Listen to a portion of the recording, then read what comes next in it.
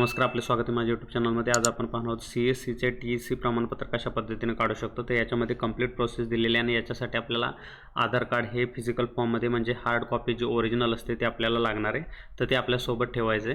तर इथं कशा पद्धतीने आपल्याला अप्लाय करायचं हे आपण पूर्ण प्रोसेस पाहणार आहोत। त्यासाठी सर्वप्रथम गुगलवर जायचे, त्याच्यावर आपल्याला टाईप करायचं आहे कॅपिटल TEC। टाईप केल्यानंतर पहिली वेबसाईट येईल TECची, टेलीसेंटर एंटरप्रेन्योर कोर्स। याच्यावर आपल्याला क्लिक करायचे। क्लिक केल्यानंतर असा इंटरफेस येईल ज्याच्यामध्ये इथे दोन ऑप्शन दिसतील, टेलीसेंटर एंटरप्रेन्योर कोर्स TEC। याच्यामध्ये VLE किंवा CSC ज्यांच्याकडे आहे ऑलरेडी लॉग इन त्यांनी इथून कनेक्ट करायचे, लॉग इन करायचे, आणि ज्यांच्याकडे नाही आहे पब्लिक यूजर आहे त्यांनी लॉग इन किंवा रजिस्टरवर बटनवर क्लिक करायचं। तर आपल्याकडे पहिल्यांदा लॉग इन क्रेडेन्शियल नाहीत, तो पहिल्यांदा रजिस्टर ह्या बटनवर क्लिक करायचे।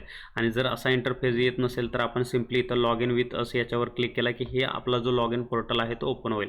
ओके, तर आपल्याला सिम्पली इथं रजिस्टर या बटनवर क्लिक करायचं आहे। रजिस्टर बटनवर क्लिक केल्यानंतर असा डायलॉग बॉक्स ओपन होईल, तो म्हणजे आपल्याला आधार कार्ड हे लागणार आहे फिजिकल फॉर्ममध्ये, ते लक्षात ठेवायचं आणि क्लोज करायचं।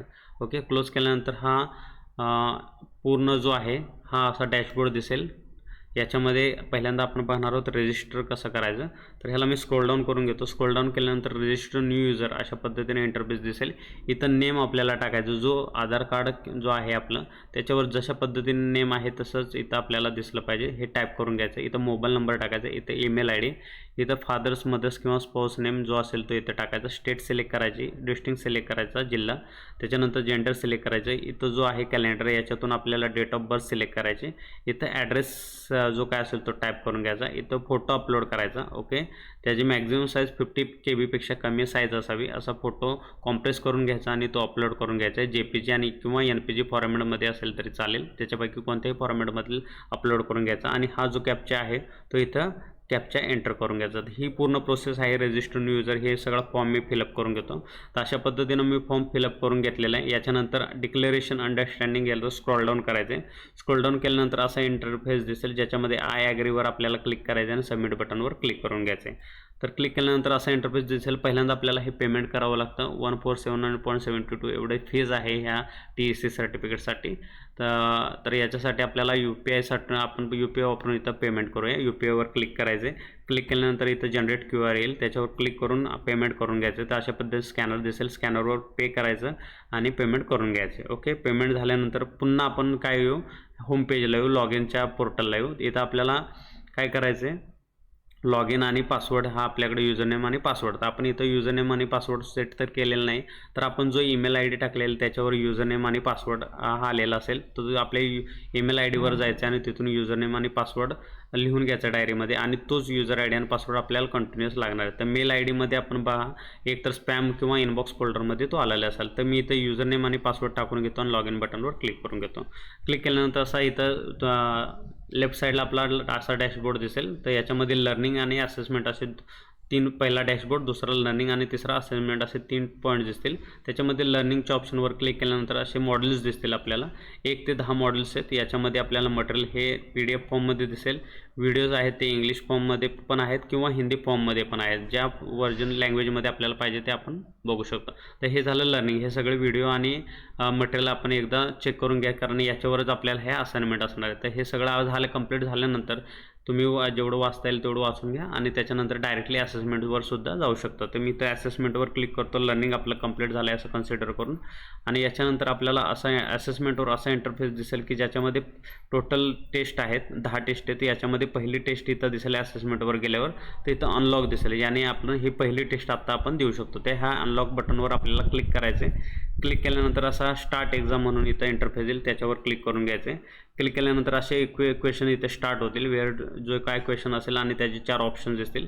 तर त्याच्यातले कोणता असेल तो ऑप्शन सिलेक्ट करायचा आणि नेक्स्ट क्वेश्चनवर टॅप करायचे। ओके, टॅप केल्यानंतर अशा टाईपचे दुसरा एक 9 नंबरचा क्वेश्चन घेतलेला आहे, असे 9 क्वेश्चन्सच्या आसपास येतील। याच्यामध्ये सबमिट एक्झामवर आपल्याला क्लिक करून घ्यायचं आहे। तर पहिली ही असाइनमेंट जी आहे, असेसमेंट आपली कंप्लीट झालेली आहे। पुन्हा आपण तिथून ॲटोमॅटिकली लॉग आउट होऊ, इथं पुन्हा आपल्याला लॉग इन युजरवर लॉग इन क्रेडेन्शियल टाकून घ्यायचं आणि लॉग इन करून घ्यायचं आहे।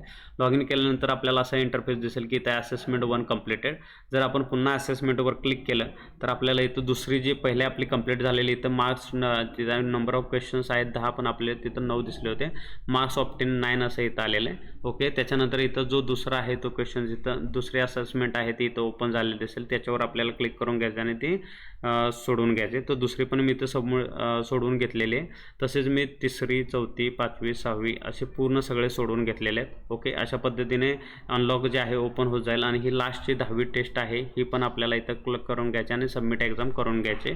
क्लिक केल्यानंतर असा इंटरफेस दिसेल की सगळे असेसमेंट आपले 10 to 10 कंप्लीट झालेले आहेत. पुन्हा असेसमेंटवर आपल्याला क्लिक करायचं आहे. क्लिक केल्यानंतर इथं बॉटमला टेक एक्झाम म्हणून इथं आपल्याला टॅब दिसेल, म्हणजे आपली ही फायनल एक्झाम असणार आहे. तर याच्यावर टेक एक्झामवर क्लिक करायचं.